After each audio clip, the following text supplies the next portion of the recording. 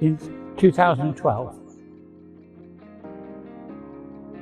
My love of Rolls-Royce cars and the situation that I said when I was 17, I would in fact have a Rolls-Royce car before I departed this world. And I looked through, it took me a year to find it. I looked at 10 cars of the same spec. And I found this one down in Burgess Hill in Sussex, which was privately owned. And when I went down to see it was it. It was it. I phoned my wife and said, I found it. It's been a year to find it, really. Yeah. I love the whole vehicle, you know, it's beautiful. Blue is my favourite colour. Our house is blue, our garage door is blue, our Skoda is blue.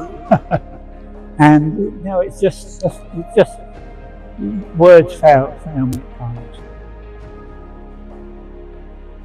It doesn't as such. The person who I bought it off, he had bought it for doing weddings with a friend of his. He was a multi-millionaire and wanted to do this hobby with his friend, but it didn't work out. So it spent 3 years in a climate-controlled garage, doing nothing, in fact. And then in the end, he decided to, it was silly, you know, so, and he decided to actually sell it.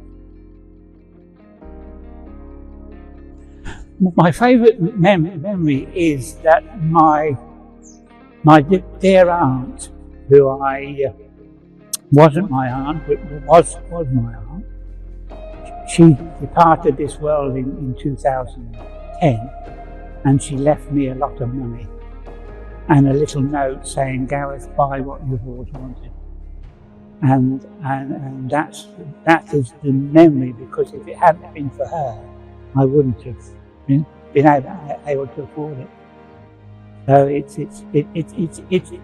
it's in her memory, really, that I have the car. And she was a lovely lady, really was lovely. Beautiful, lovely to drive, very comfortable, just unbelievably beautiful.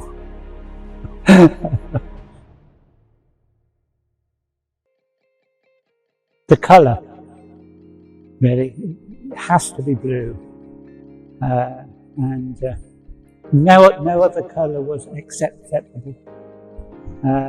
Even though I saw other cars, but no, it wasn't. It had to be. This was my specification, and I was determined to have that specification.